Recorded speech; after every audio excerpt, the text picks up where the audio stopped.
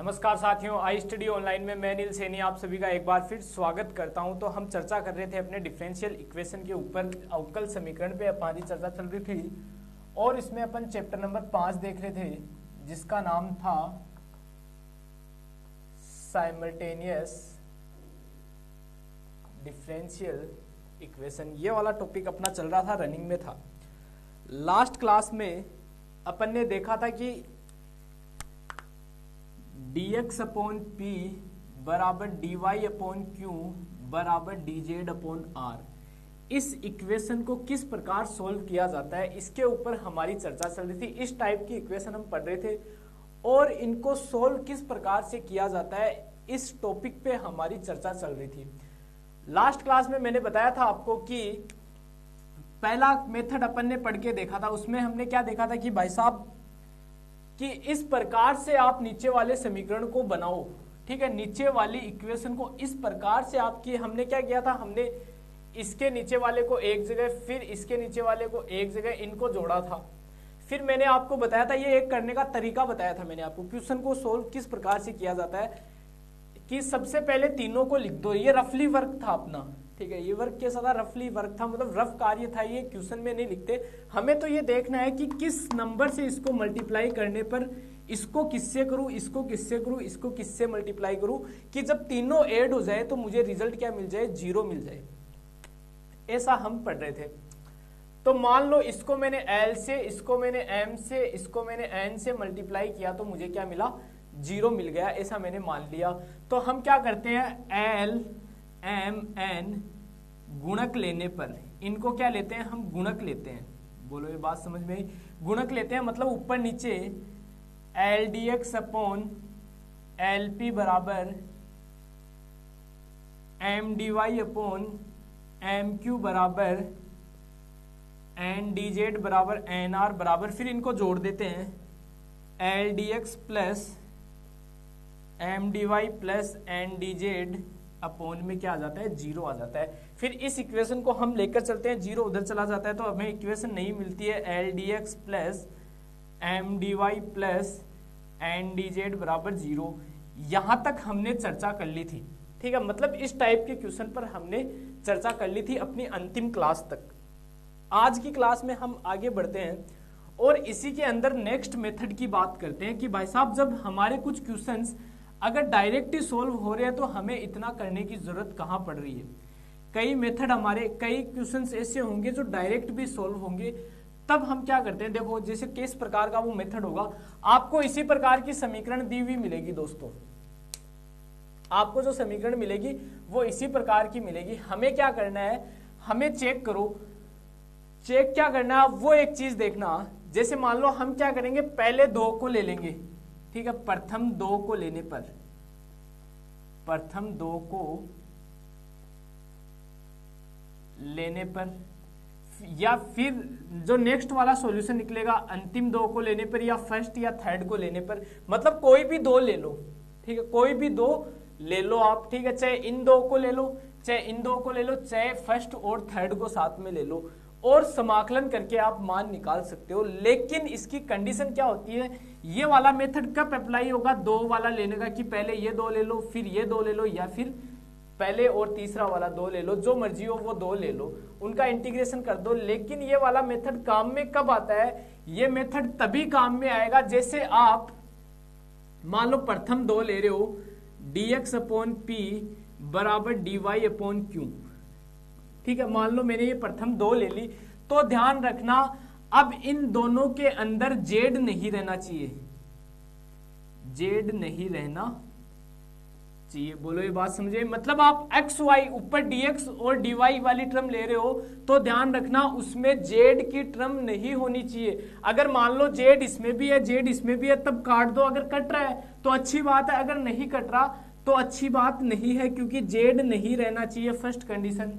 मान लो आपने अंतिम 2 लिया, dy अपॉन क्यू बराबर dz अपॉन आर, तब इस कंडीशन में ध्यान रखना अब इन इसमें और इसमें दोनों में x नहीं होना चाहिए, x नहीं होना चाहिए। अब मान लो आपने फर्स्ट और थर्ड लिया, dx अपॉन पी बराबर dz अपॉन r। ये फर्स्ट और थर्ड मैंने लिया, तो ध्यान रखना अब x और z ले रहे हैं, दिख रहा आपको x और z ले रहे हैं, तो दोनों में y नहीं होना चाहिए। बोलो ये बात समझ में आई, y की कोई टर्म नहीं होनी चाहिए।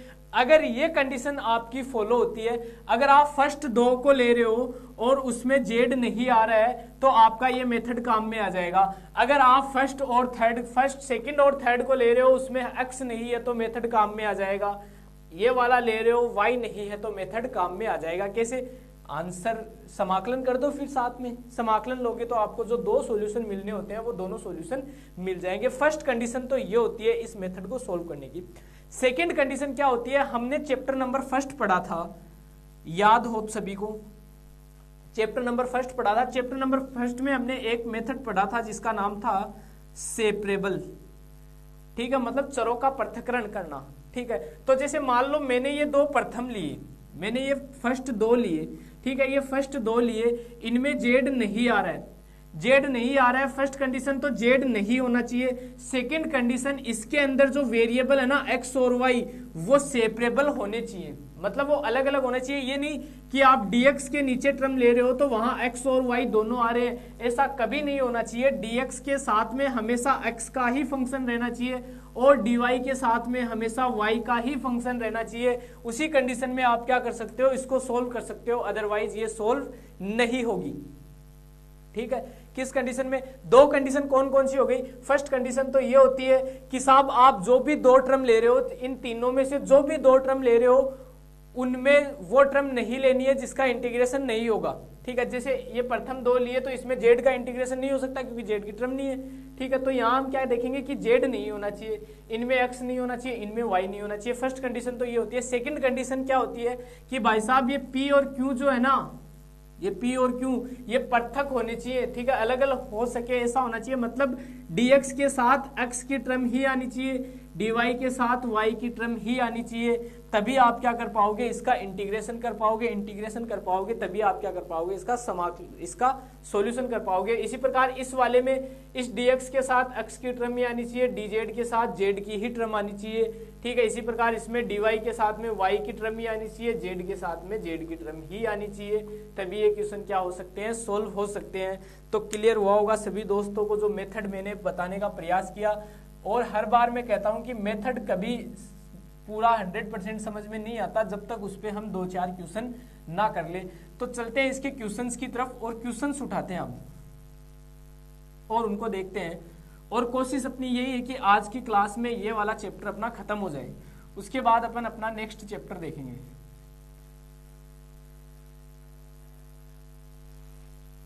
तो देखो अब क्वेश्चन लेते हैं, इसमें फर्स्ट क्वेश्चन ही उठाते हैं। देखो पहला क्वेश्चन हमें दिया हुआ है dx upon Z, dx upon Z बराबर dy upon minus Z, dy upon minus Z बराबर dz upon Z square plus x plus Y का होल स्क्वायर। ये हमें क्वेश्चन दिया हुआ है, इसका सॉल्यूशन हमें करना है। तो देखो मैं फर्स्ट दो को ले लेता हूं, तो प्रथम दो को लेने पर, ठीक है, फर्स्ट दो टर्म ले रहा हूं, ठीक है, ये वाली दो टर्म में ले रहा हूं, तो जो कौन सी है, dx अपॉन जेड बराबर dy upon minus Z, Z से जेड काट दो तो आपके पास टर्म बचेगी dx बराबर माइनस का dy। बोलो दोस्तों ये बात समझ में आई, ठीक है। इसका इंटीग्रेशन कर सकते हो ना इजीली, तो इंटीग्रेशन कर दो।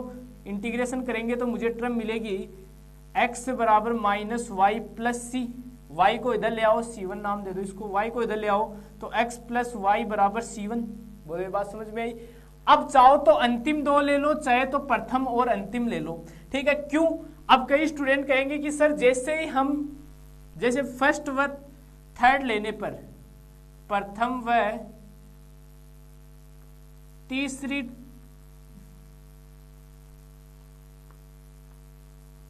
फर्स्ट व थर्ड टर्म को लेने पर,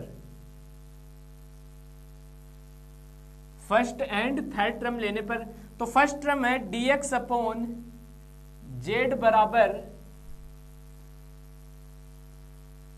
D Z upon Z square plus X plus Y का होल स्क्वायर, ये टर्म आ रही है। अब कई स्टूडेंट कहेंगे सर ये बात, चलो जेड को तो मैं उधर ले जाऊंगा, तो dx बराबर मेरे पास आ जाएगा Z D Z upon Z square plus X plus Y का होल स्क्वायर। अब कई स्टूडेंट कहेंगे कि सर आपने क्या कहा था, आपने कहा था कि dx के साथ तो x की टर्म होनी चाहिए। सर यहाँ तो कोई प्रॉब्लम नहीं है, dx सिंगल भी रह सकता है, इंटीग्रेशन सीधा सीधा हो जाएगा। लेकिन सर आपने ये भी कहा था कि dz के साथ में z की ही टर्म होनी चाहिए। बिल्कुल ऐसा कहा था, ठीक है। लेकिन सर यहाँ तो x और y की टर्म भी आ रही है, तो इसका समाकलन कैसे होगा? तो देखो हमारे सामने एक रिजल्ट आया है, जस्ट अभी समीकरण नंबर 1 नाम देता हूं। समीकरण 1 में एक रिजल्ट मेरे पास आया है कि x प्लस वाई जब दोनों को जोड़ते हो तो एक कांस्टेंट मिलता है, ठीक है। मतलब अब ये एक्स वाई ना रहकर क्या है, ये एक कांस्टेंट है। तो मैं बाई समीकरण 1 का यूज कर सकता हूं यहाँ, बाई इक्वेशन फर्स्ट। तो मैं इसको लिख सकता हूं dx बराबर Z D Z upon Z square plus c1 square. बोलो ये बात समझ में आई? ठीक है। अरे इसका मतलब क्या है, x प्लस वाई बराबर c1 की x और y को जब जोड़ते हो तो क्या मिलता है, एक कांस्टेंट मिलता है, ठीक है। तो कांस्टेंट कोई वेरिएबल नहीं होता, ये क्या है पूरा का पूरा एक कांस्टेंट हो गया। अब तो मैंने इसको c1 रख दिया बाई इक्वेशन से। अब इसका इंटीग्रेशन किया जा सकता है, तो इंटीग्रेशन कर दो भाई साहब। इंटीग्रेशन करेंगे तो x बराबर, यहां से देखो इसका कैसे करेंगे, Z square plus c1 square बराबर t मान लो, तो 2 जेड डी जेड बराबर डी टी, यहाँ से जेड डी जेड बराबर डी टी बाई 2, तो यहाँ रख दो सारी वैल्यूज। तो dx बराबर 1/2 डी टी अपॉन टी। अब कर दो इसका इंटीग्रेशन, तो x बराबर 1/2 log t प्लस c2। तो x बराबर, यहां से देखो 1/2 को ऊपर भेज दो, तो log t की जगह वापस मान रख दो Z square plus c1 square की पावर 1/2 प्लस इस log इसको log c2 लिख दो। तो यहां से मैं लिख सकता हूं x बराबर log, दोनों को log a plus B log ab, तो Z square plus c1 square into c2। ये मेरे पास मान आ गया। यहां से मैं इसको लिख सकता हूं, देखना log को उधर भेज दो, तो e की पावर x बराबर Z square plus c1 square into c2। तो c2 बराबर मुझे मिल जाएगा e की power x upon Z square plus c1 square. एक ही बात है, चाहो तो c1 का मान वापस वहां से रख सकते हो, ठीक है। जो आपकी मर्जी हो उस प्रकार से आप इस क्वेश्चन में वैल्यू चाहो तो वापस रख सकते हो। ये चीज समझ में आ गई होगी सभी स्टूडेंट को, ठीक है। तो ये भी क्या होगा, अपना एक आंसर होगा, ठीक है। तो हमें क्या करने होते हैं, दो ही आंसर निकालने होते हैं, दो आंसर हमारे आगे। आप चाहो तो इनको भी लेकर चलते हो, आप चाहो तो इन दो को भी लेकर चल सकते हो। आंसर क्या आना है, बस जहां जहां इस बार x था वहां वहां y आ जाएगा। बस फर्क इतना ही था कि जहां जहां x था वहां वहां y आ जाएगा। लेकिन यहाँ माइनस भी है तो एक माइनस का भी रोल आ जाएगा, ठीक है। तो x की जगह माइनस का y आ जाएगा। तो मेरे ख्याल से ये क्वेश्चन सभी स्टूडेंट को समझ में आया होगा। एक बार मैं इस क्वेश्चन को दोबारा रिपीट करता हूं ताकि कोई डाउट ना रह जाए, ठीक है। तो क्वेश्चन को एक बार दोबारा समझने का प्रयास करना। क्वेश्चन कह रहा है ये आपको इसका सॉल्यूशन निकालना है, ठीक है। तो सॉल्यूशन निकालना है, तो मुझे क्वेश्चन देखने पे पता चल रहा है कि मैं जब फर्स्ट दो को लेता हूं तो जेड से जेड उठ जाएगा, इसका सीधा समाकलन हो जाएगा, ठीक है। फिर मैंने देखा इसको देखता हूं तो x प्लस वाई काम हो रहा है, c1 रख सकते हैं, ठीक है। फर्स्ट और थर्ड को ले लो या फिर सेकंड थर्ड को ले लो, इंटीग्रेशन कर दो, अपना काम सीधा सीधा यहां से बन जाता है। तो कोई डाउट नहीं रहना चाहिए। अब बढ़ते हैं आगे अगले क्वेश्चन की तरफ।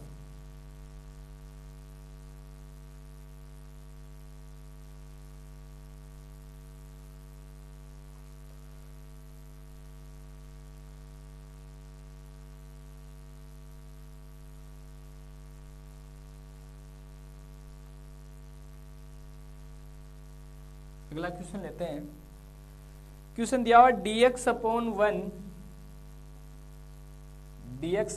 1 बराबर dy अपॉन 3 बराबर dz upon 5z plus 10 y minus 3x, ठीक है। कितना दिया हुआ, y माइनस 3x दिया हुआ है। क्लियर सभी स्टूडेंट को? अब देखना करते हैं इसका सॉल्यूशन। अब देखने पे पता चल रहा है फर्स्ट और थर्ड को साथ में ले लेते हैं तो इसका सीधा सीधा समाकलन हो जाता है। तो फर्स्ट एंड सेकंड को लेने पर, ठीक है, फर्स्ट एंड सेकंड को ले लो, इन दो को ले लो, तो dx बराबर dy बाई 3 को इधर ले आओ तो 3dx बराबर dy, इंटीग्रेशन कर दो तो इंटीग्रेशन मिलेगा 3x बराबर y प्लस c1, ठीक है। इसको उधर ले जाओ या फिर इसको इस प्रकार लिख दो आप, क्योंकि y माइनस 3x है तो इसको लिख दो y बराबर 3x प्लस c1, 3x को इधर ले आओ तो c1 बराबर y माइनस 3x, ये आ गया। ये y माइनस 3x इसकी जगह में क्या लिख सकता हूँ, c1 पुट कर सकता हूँ, ठीक है। तो यहाँ से फिर मैं ले लेता हूँ फर्स्ट एंड थर्ड इस बार, ठीक है। तो देखना फर्स्ट एंड थर्ड को लेने पर, फर्स्ट एंड थर्ड को लोगे तो dx बराबर dz upon 5z plus 10c1। Clear सभी स्टूडेंट को? ये मैंने y माइनस 3x की जगह c1 रख दिया। अब देखो z के साथ में z की टर्म में dx अकेला है, इंटीग्रेशन कर दो। तो इंटीग्रेशन करूंगा तो मुझे रिजल्ट मिलेगा x बराबर, इसका क्या हो जाएगा, देखो dz अपॉन 5z प्लस इसका क्या हो जाएगा, log में हो जाएगा। अपन क्या करते हैं, dx upon x plus a का इंटीग्रेशन क्या करते हैं, log x प्लस a ही तो करते हैं, log x प्लस a ही करते हैं। तो इसका भी यही हो जाएगा, ये x मान लो, ये a मान लो, क्योंकि ये तो कांस्टेंट है, ये कोई वेरिएबल है, ऊपर क्या है dz है। तो इसका क्या हो जाएगा, log 5z प्लस 10c1, और ये z का जो कोफिशिएंट है वो डिवाइड में चला जाएगा 1/5 प्लस log c2 ले लो, 5 को उधर ले जाओ तो 5x बराबर log c2 5z plus 10c1, ठीक है। log a plus log b क्या हो जाएगा, log ab हो जाएगा। log को उधर ले जाओ तो c2 5z प्लस 10c1 बराबर a की पावर 5x, तो c2 बराबर a की power 5x upon 5z plus 10c1, एक आंसर इसका ये हो जाएगा। तो समीकरण नंबर 1 एंड समीकरण नंबर 2 ही क्या होंगे, इसके सॉल्यूशंस होंगे, ठीक है। समीकरण 1 और 2 क्या होंगे, इसके सॉल्यूशन होंगे। क्लियर सभी स्टूडेंट को? तो ये हमारा फाइनल आंसर आ चुका। c1 की जगह आप हम चाहे तो वापस वैल्यू रख सकते हैं, c1 की जगह चाहो तो वैल्यूज वापस रख सकते हो। क्लियर? 5z, ठीक है, c2, ये एक ही बात है, ठीक है। कांस्टेंट को आप किधर ले रहे हो वो आपके ऊपर डिपेंड करता है। देखो जो बुक से, कई स्टूडेंट के अब दिमाग में ये होगा कि बुक से आंसर में इसकी जगह वापस वैल्यू रख दो y माइनस 3x, ठीक है। तो बेटा आंसर ये भी सही है, ठीक है, आंसर ये भी सही है, ये आंसर गलत नहीं है।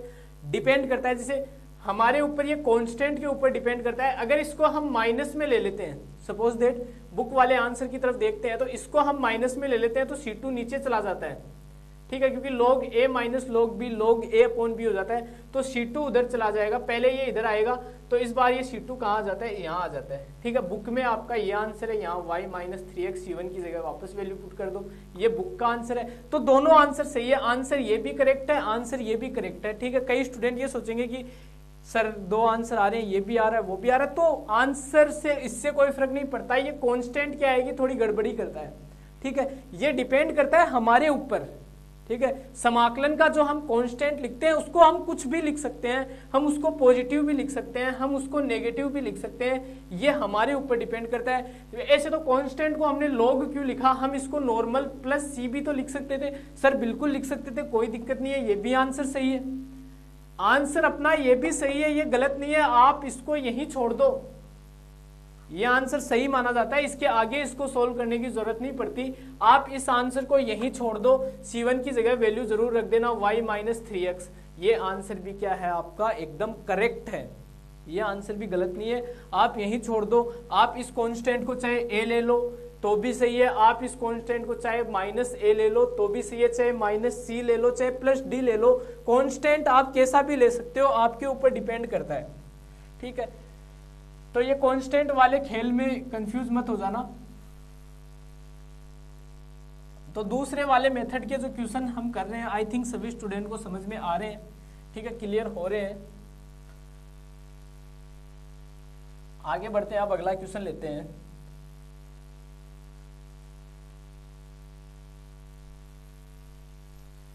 नेक्स्ट क्वेश्चन की तरफ चलते हैं। क्वेश्चन दिया हुआ है X D x upon Z square minus 2yz minus Y square बराबर dy upon Y plus Z बराबर dz upon Y minus Z, dz upon Y minus Z.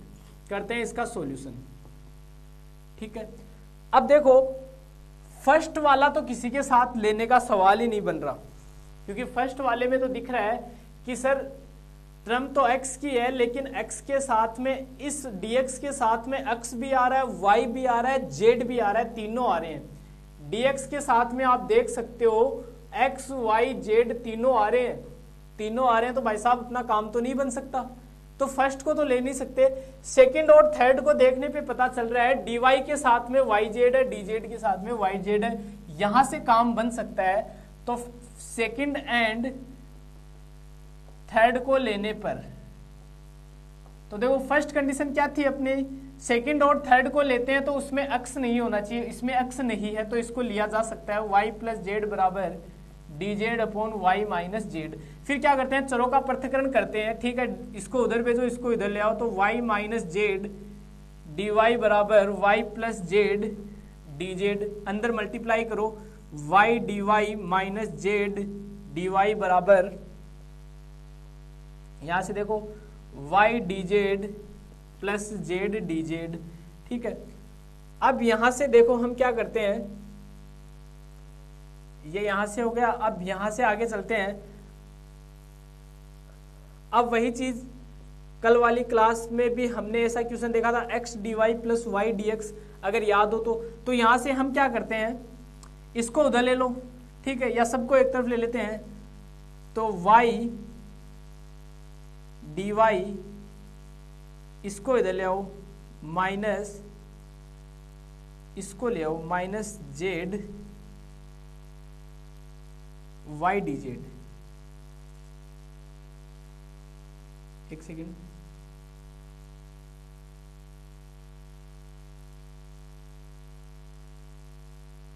इसको इधर ले लिया, बराबर इसको उधर ले जाओ, तो Z D Z plus Z D Y. यहां से देखो आप y कॉमन लो, तो D Y minus D Z बराबर, यहां से z कॉमन लो, तो D Y plus D Z, ये आ गया। क्लियर सभी स्टूडेंट को यहाँ तक, ठीक है, यहाँ तक सीधा सीधा क्वेश्चन है आपका। आगे बढ़ते हैं।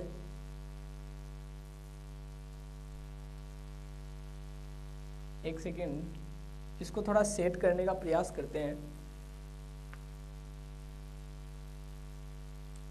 तो देखो y D Y minus Z D Y, ठीक है, और इसको भी इधर ले आओ, y D Y minus Z D Y minus Y D Z plus Z D Z बराबर 0, इसको इधर ले लो, ठीक है। अब करते हैं इसका इंटीग्रेशन करने का, इसको देखो सेट करने का प्रयास करते हैं, तो कोई काम बनता है क्या अपना, ठीक है।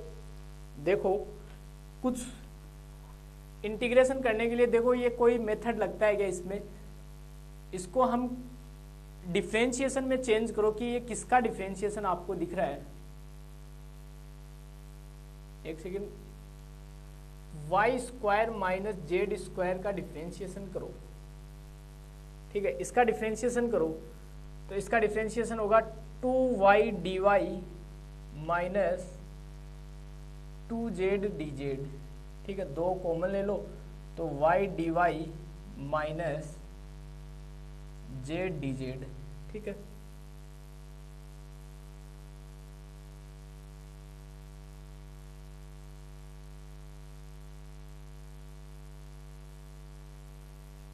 ये तो आ रहा है,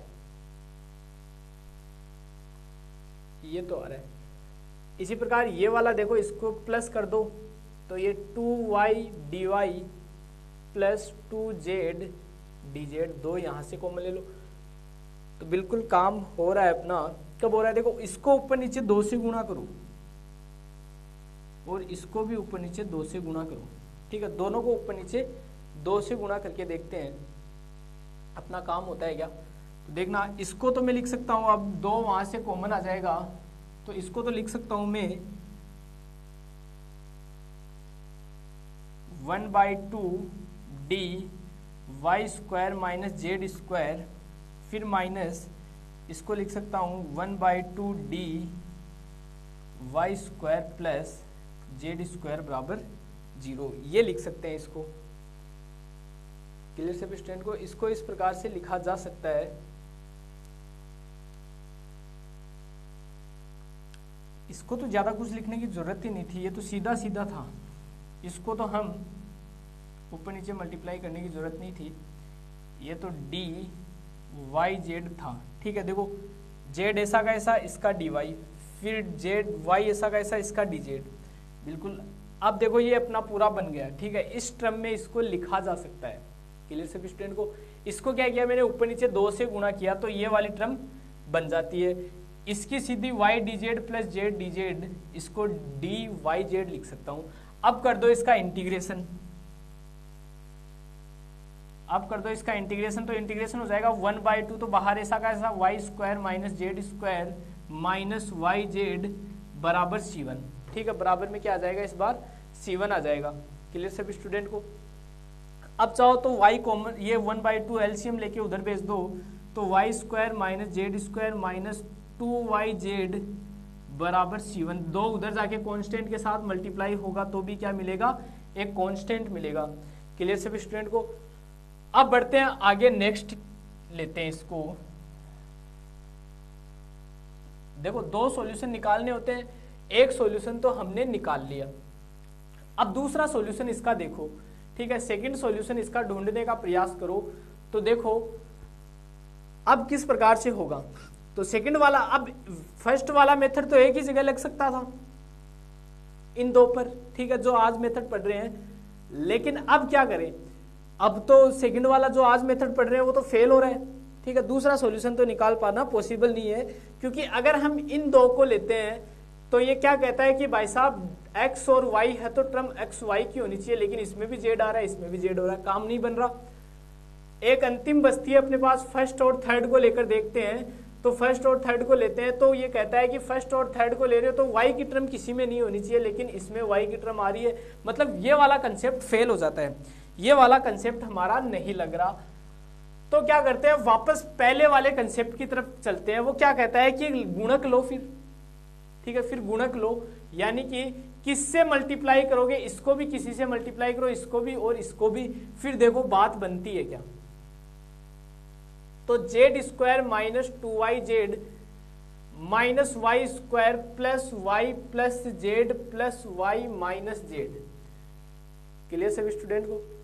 ये चीज समझ में? देखो यहां से सीधा सीधा दिख रहा है आपको भाई साहब, x इसके साथ में है, इसके साथ में y आ जाए, इसके साथ में z आ जाए तो कुछ कुछ काम बन सकता है।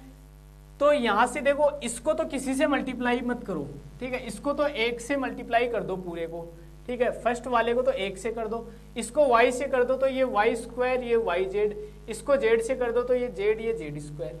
बोलो ये बात समझिए, 2yz है। क्लियर? अब देखो वाई स्क्वायर से Y square cancel, Z square से जेड स्क्वायर कैंसिल, तो Y Z plus Y Z 2yz and plus का 2yz और माइनस का 2yz क्या बन जाएगा, 0। मीन्स दिख रहा है भाई साहब, एक yz क्या ले लो, इसके गुणक ले लो। देखना, एक yz गुणक लेने पर, ठीक है, इनको गुणक ले रहे हैं अपन, तो देखो x dx upon Z square minus 2yz minus Y square बराबर y dy upon Y square plus Y Z बराबर Z D Z upon Y square minus Y Z बराबर, जोड़ते हो तो X D X plus Y D Y plus Z D Z upon 0। यहां से term हमें मिल गई X D X plus Y D Y plus Z D Z बराबर 0। ठीक है, इंटीग्रेशन करने के लिए सबसे पहले 2 से गुणा करो पूरी समीकरण को, तो 2x dx plus 2y dy plus 2z dz बराबर 0। यहां से देखना, इसको लिख सकता हूं D X square plus Y square plus Z square बराबर 0। इंटीग्रेशन कर दो भाई साहब। ठीक है, इंटीग्रेशन करोगे तो हमें मिलेगा X square plus Y square plus Z square बराबर C2। यही क्या होगा, अपना फाइनल आंसर होगा। तो एक आंसर हमें ये मिला, एक आंसर हमें ये मिला। इसके साथ अपना ये क्वेश्चन भी क्या होता है, कंप्लीट होता है। इस क्वेश्चन में दोनों मेथड अप्लाई हो गए, इस क्वेश्चन में दोनों मेथड अप्लाई हो गए। दोनों कौन से, एक तो जो अपन ने कल वाली क्लास में पढ़ा था वो मेथड भी रिपीट हो गया, और एक आज जो अपन नया मेथड पढ़ रहे हैं वो भी रिपीट हो गया।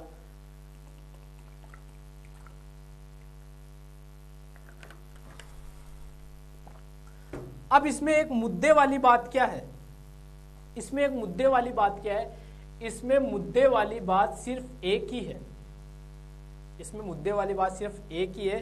कुल मिला के बात ये है कि भाई साहब कुछ भी ले लो, चाहे ये वाला मेथड काम में ले लो, चाहे ये वाला मेथड काम में ले लो, बात कुल मिला के ये है 2 सॉल्यूशन निकलने चाहिए।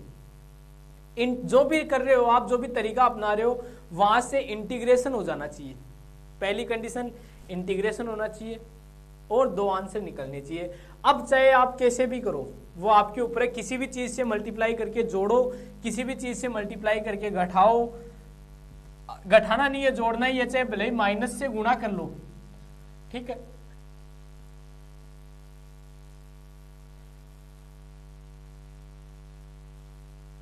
ये चीज समझ में आ जानी चाहिए। ठीक है, कुल मिला के बात इतनी है। यहां से जो मुद्दे वाली बात यही है कि 2 सॉल्यूशन निकालने हैं, चाहे कैसे भी निकालो, तरीके आपके सामने। बस ये 2 ही मेथड है इसमें, और कोई एक्स्ट्रा मेथड इसमें नहीं लगता। बस ये 2 ही तरीके इसमें लगते हैं, इन्हीं तरीके के ऊपर सारे क्वेश्चंस हैं।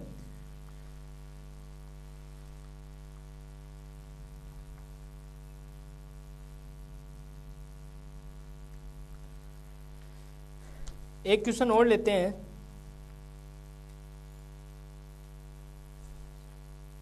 dx अपॉन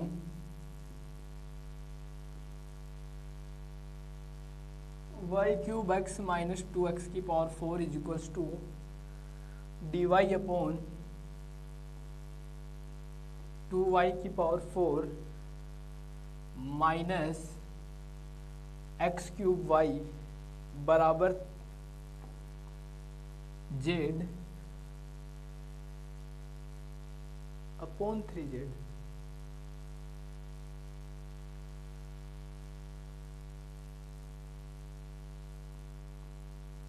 अपॉन 3z,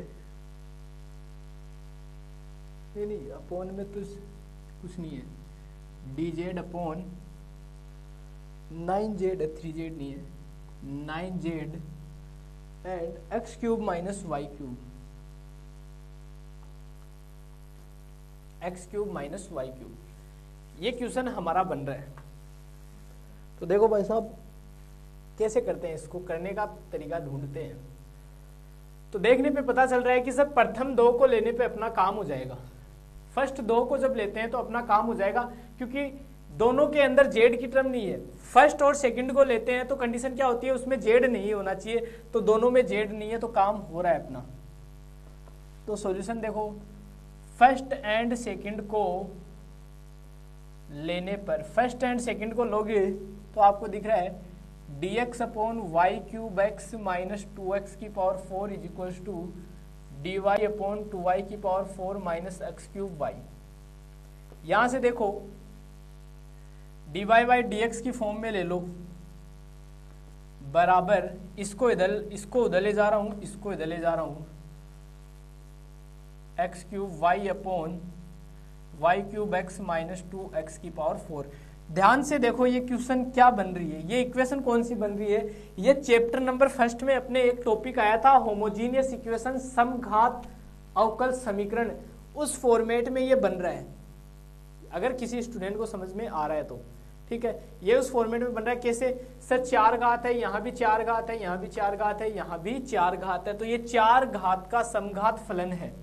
ठीक है, तो इसके लिए हमने क्या किया था, y बराबर वी एक्स पुट किया था और v बराबर y अपॉन एक्स पुट किया था। यहां से अपन ने dy बाई डी एक्स की जगह पुट किया था v plus X D V upon D X. बोलो याद आ रहा हो तो, याद आ रहा है ना सभी स्टूडेंट को? तो यहां से पुट कर दो भाई साहब, v plus X D V upon D X बराबर y की जगह वी एक्स पुट कर दो तो 2x की पावर 4 v की पावर 4 माइनस एक्स क्यूब और V X upon X cube V cube into X minus 2x की पावर 4। यहां से देखो v plus X D V upon D X बराबर 2x की पावर 4 v की पावर 4 माइनस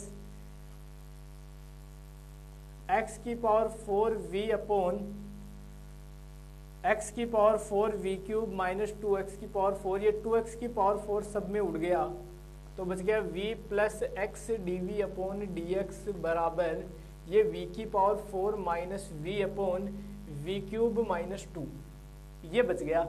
यहाँ से इस v को इधर ले आओ तो x D V upon D X बराबर v की power 4 minus v upon v cube minus 2 minus v। LCM ले लो तो x D V upon D X बराबर v की पावर 4 माइनस v की power 4 minus 2v upon v cube minus 2।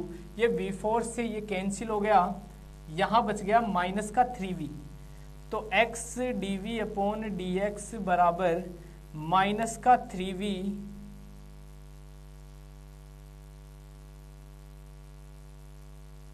एक second, ये प्लस का बचेगा, ये इससे माइनस का v तो माइनस का v की पावर 4 माइनस माइनस प्लस का 2v बचेगा तो यहाँ प्लस का v आएगा तो प्लस का v upon v cube minus 2। यहाँ से देखना इसको लिख सकते हो, इसको उधर ले जाओ, इसको इधर ले आओ, इसको इधर ले आओ तो dx अपॉन x बराबर v cube minus 2 into v and dv। तो यहाँ v स्क्वायर अपॉन 2 माइनस का 2 अपॉन v इस प्रकार से बन जाएगा, माइनस का 2 अपॉन v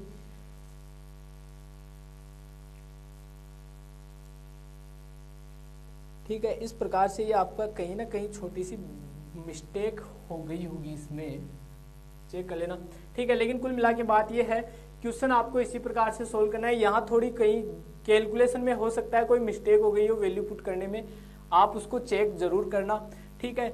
यहाँ से आगे आपको इस क्वेश्चन को स्वयं करना है ठीक है, यहाँ से इस क्वेश्चन को आगे स्वयं करना है। ये होमोजीनियस इक्वेशन बन रही है, इसको सोल्व आपको करना है तो वहां से आपको एक सॉल्यूशन मिल जाएगा। अब सेकंड वाला सॉल्यूशन हम देखते हैं ठीक है। जो नेक्स्ट वाला सॉल्यूशन है, सॉल्यूशन नंबर सेकंड, उसको निकालते हैं। तो देखो प्रथम 2 को लिया तो अपना काम हो रहा था ठीक है। अब देखो थर्ड वाले को लेना है, पहले और सेकंड को ले चुके, अब थर्ड को लेना है किसी के साथ, लेकिन नहीं ले सकते क्योंकि ये थर्ड वाले में x भी आ रहा है, y भी आ रहा है, z भी आ रहा है, तीनों आ रहे हैं, तीनों नहीं आने चाहिए ठीक है। z को ले रहे हो ठीक है, z को जब ले रहे हो तो अगर सेकंड थर्ड को ले रहे हो तो x नहीं आना चाहिए, अगर फर्स्ट थर्ड को ले रहे हो तो y नहीं आना चाहिए, लेकिन y भी आ रहा है, x भी आ रहा है, तो अपने वाला ये मेथड फेल हो जाता है। तो वापस जाते हैं पहले वाले की तरफ। इसको देखो क्या क्या कर सकते हो, y cube x minus 2x की पावर 4 प्लस 2y की power 4 minus X cube y plus 9z x cube minus 9z y cube ठीक है। 9z को अंदर मल्टीप्लाई करके लिख दिया, जोड़ दिया। अब देखो इसको तो किससे गुणा करूं, इसको किससे गुणा करूं, इससे किसको गुणा करूं कि ये टर्म मेरी 0 बन जाए। ध्यान से देखो, देखो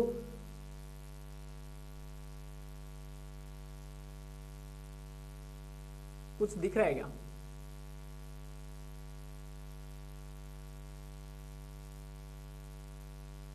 कुछ दिख रहा है क्या इसमें?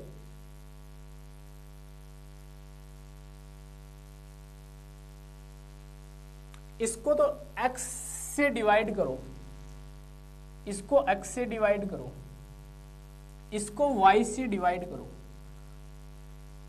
इसको 3z से डिवाइड करो। अगर इसको x से डिवाइड करता हूं तो ये y क्यूब, ये x क्यूब, ये y क्यूब और ये x क्यूब, यहां से z कैंसिल, तो ये 3 यहां से भी क्या बन जाएगा 3, ये आ रहा है। डिवाइड किया तो देखो y cube plus 2y cube 3y cube, minus का x क्यूब, माइनस का 2x क्यूब, माइनस का 3x क्यूब, प्लस का 3x क्यूब, माइनस का 3y क्यूब, तो ये देखो 0 बन गया।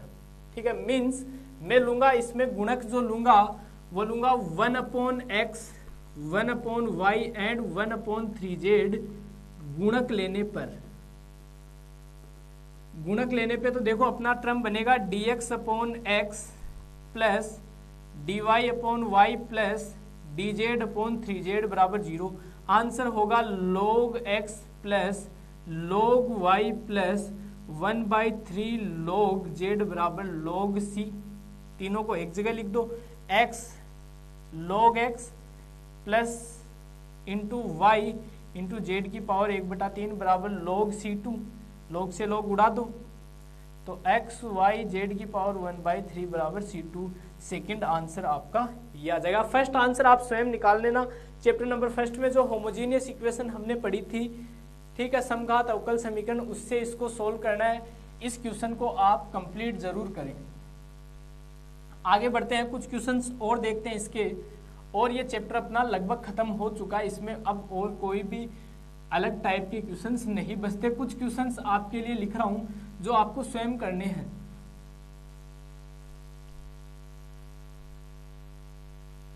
जाते जाते कुछ क्वेश्चंस के साथ आपको छोड़ के जा रहा हूं, इसके जो इंपॉर्टेंट है एग्जाम। देखना, एक चीज मैं बता देता हूं, आप कौन से क्वेश्चन करते हो या नहीं करते इससे मुझे मतलब नहीं है, लेकिन जो क्वेश्चन मैंने आपको जाते वक्त क्लास में, जो लास्ट में 8-10 क्वेश्चन आपको हर क्लास में मिलते हैं, वो क्वेश्चन आपको अनिवार्य रूप से सोल्व करने बहुत बहुत बहुत ज़्यादा ज़रूरी है।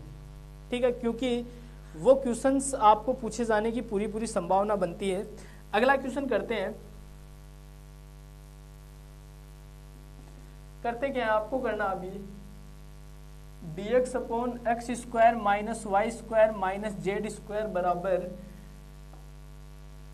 dy/2xy बराबर dz/2xz।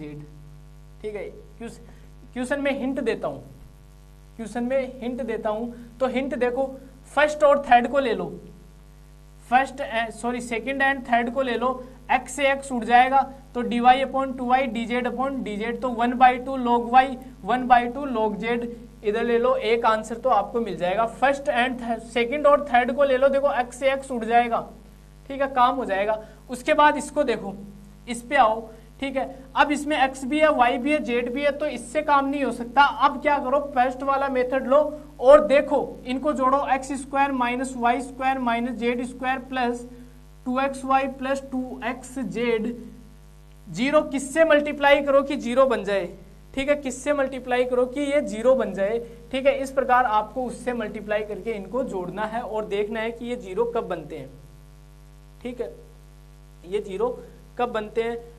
या जीरो ना भी बने तो कोई जरूरी नहीं है, कोई जरूरी नहीं है कि ये जीरो बने ही, ठीक है, इससे एक फोर्थ टर्म भी बन सकती है, ठीक है, इससे एक फोर्थ टर्म भी बन सकती है। ये क्वेश्चन मेरे ख्याल से अपने को देख लेना चाहिए, वरना आपको इसमें दिक्कतें हो सकती है, ठीक है। ये क्वेश्चन अपन देखते हैं, ठीक है, और इसको करते हैं, ठीक है। तो देखना,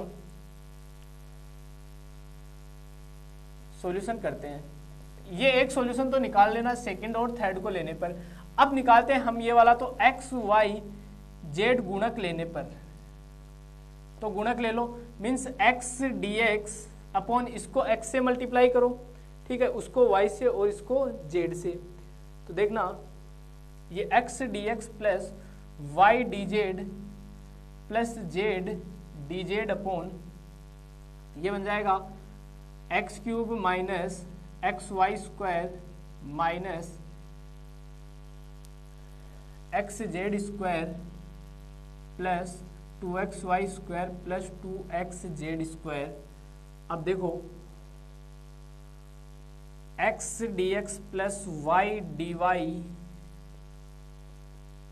plus Z D Z upon यहाँ से X cube minus X Y square plus 2xy square plus का xy स्क्वायर बच जाएगा, फिर प्लस यहाँ से प्लस का एक्स जेड स्क्वायर बच जाएगा। x पूरे में कॉमन आ रहा है, X D X plus Y D Y plus Z D Z upon यहाँ से कॉमन आ रहा है आपके x तो बचेगा X square plus Y square plus Z square, ये टर्म बन रही है।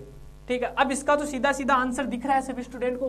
ठीक है, अब देखो आपका जो रिजल्ट मिला आपको वो किस प्रकार से मिला है। नई इक्वेशन जो आई है आपके सामने वो आई है dx upon X cube minus Y square minus Z square plus dy upon 2xy बराबर dz अपॉन 2xz बराबर x dx plus y dy plus z dz upon x x square plus y square plus z square. ये question दिख रहा होगा। अब ये question बन चुका, अब आप ले लो चाहे इसको साथ में, चाहे इसको मैं लेता हूं, इसको साथ में लेता हूं। ठीक है, मैं इसको या देखो तीनों में से आप कोई भी ले सकते हो, आप ये ले सकते हो, ये वाली ले सकते हो, मैं ये वाली लेता हूं। तो dz अपॉन 2xz बराबर x dx plus y dy plus z dz upon x square plus Y square plus Z square, x से x कैंसिल, तो ये तो 1/2 log z बराबर। ठीक है, अब ये देखो सीधा सा दिख रहा है सभी स्टूडेंट को। इसको अगर मैं t मानता हूं, ठीक है, X square plus Y square plus Z square बराबर t, तो ये x dx plus y dy plus z dz बराबर dt/2। क्लियर सभी स्टूडेंट को। तो ये 1/2 log t का मान ये X square plus Y square plus Z square, 1/2 को ऊपर भेज दो।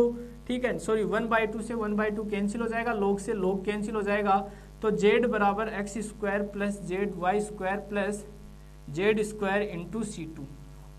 ये क्या आ गया, इसका फाइनल आंसर सेकंड वाला आ गया। अब ये चीज तो सभी स्टूडेंट को पता है, जब तीनों को ऐड करते हैं, ठीक है, तो रिजल्ट आपस में ये बराबर ही मिलता है। ठीक है, रिजल्ट आपस में क्या मिलता है, बराबर मिलता है। ठीक है, अरे ये चीजें पता है ना सभी स्टूडेंट को, dx plus dy plus dz, ये इन तीनों के ही बराबर मिलता है रिजल्ट इसका। ठीक है, तीनों के क्या मिलता है, बराबर ही मिलता है। इसलिए हमने क्या किया, जब तीनों को x y z से ऊपर नीचे गुणा करके जोड़ा तो हमें रिजल्ट मिल गया। ठीक है, अब कई स्टूडेंट कहेंगे कि सर ये x y z गुणक लेना, ये जोड़ना, ये थोड़ा सा समझ में नहीं आया। तो बेटा इसका एक कोई इलाज नहीं है, ये कुछ अब पूरा का पूरा पढ़ा हुआ तो नहीं मिलेगा आपको, कुछ तो आपको मेहनत करनी पड़ेगी। तो कुछ ऐसे एक दो आगे भी एक दो चैप्टर से हमें मिलेंगे जिनमें इस प्रकार की माथाफोड़ी हमें करनी पड़ेगी। ठीक है, क्योंकि डायरेक्ट चीजें नहीं मिलेगी आपको। ठीक है, इस प्रकार के क्वेश्चंस आपको बहुत मिलेंगे आगे। ठीक है, जहां आपको दिमाग लगाना होगा। ठीक है, अब आगे नेक्स्ट क्वेश्चन लिखता हूं मैं, ये क्वेश्चन करवा दिया, आगे देखते हैं अपन।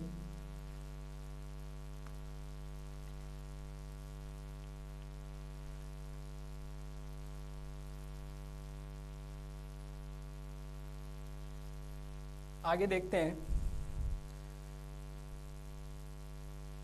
क्वेश्चन है dx अपॉन एक्स बराबर dy अपॉन, एक सॉल्यूशन तो मिल जाएगा, प्रथम दो को ले लो, and dz upon z minus a under root X square plus Y square plus Z square. एक क्वेश्चन ये है आपका। ठीक है, ये क्वेश्चन आपको करना है। एक तो सीधा सीधा हो जाएगा, दूसरा वाला कैसे करोगे, वही चीज एक्स वाई जेड गुणक ले लो, तीनों को जोड़ दो तो एक चौथी टर्म उस प्रकार की मिल जाएगी। सेम एज इट इज वैसा क्वेश्चन है, कोई भी चेंज नहीं है। अगला क्वेश्चन लिखता हूं, dx अपॉन एक्स बराबर dy अपॉन y बराबर dz अपॉन z। सीधा सा क्वेश्चन है, प्रथम दो को ले लो, अंतिम दो को ले लो, आंसर आ जाएगा। अगला क्वेश्चन लिखता हूं, dx अपॉन वाई बराबर dy अपॉन एक्स बराबर dz अपॉन जेड, सीधा क्वेश्चन है। ठीक है, प्रथम दो को ले लो, ठीक है, और अंतिम दो को, इनको दो को मत लेना अब। ठीक है, प्रथम दो को लेने पे तो काम हो रहा है। ठीक है, प्रथम दो को लेने पे इसको उधर भेज दो, इसको इधर भेज दो, तो एक्स वाई बराबर सी डायरेक्ट आंसर आ जाएगा। अब आगे क्या करना है, अब देखो अगर फर्स्ट और थर्ड को लेते हैं तो फर्स्ट थर्ड कहता है कि इसकी टर्म नहीं आनी चाहिए, ये और ये कहता है इसकी टर्म नहीं आनी चाहिए। करेंगे क्या, वापस तरीका लगाओ। ठीक है, फर्स्ट वाला लगेगा। ठीक है, आगे बढ़ते हैं अगले क्वेश्चन की तरफ। dx upon mz minus N Y बराबर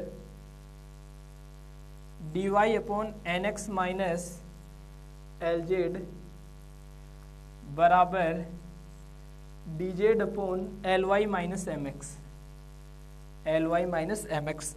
देखो वही चीज, अब इसमें क्या तरीका लगा सकते हो आप, कौन सा फंडा लगा सकते हो, इसमें फंडा फर्स्ट वाला लगेगा।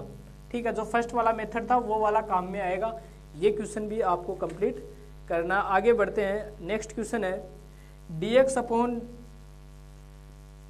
अपॉन वाई जेड बराबर dy upon D X D Z X बराबर D Z upon X Y. एक क्वेश्चन आपको ये भी करना है, कितने हो गए, 1 2 3 4 5 हुए अभी।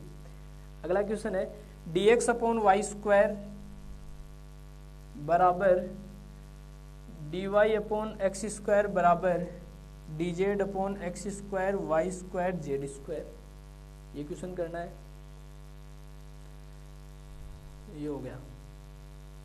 अब करना है अगला क्वेश्चन, आपको लिख रहा हूं मैं,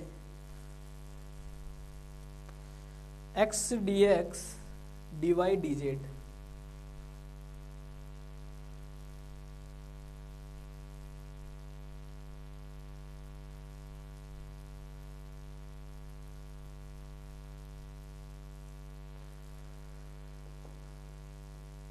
X D X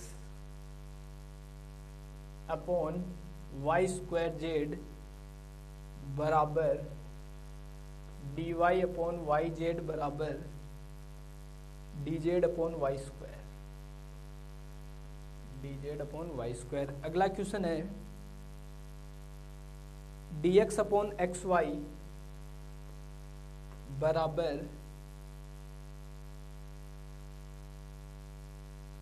D Y upon Y square बराबर D Z upon X Y Z minus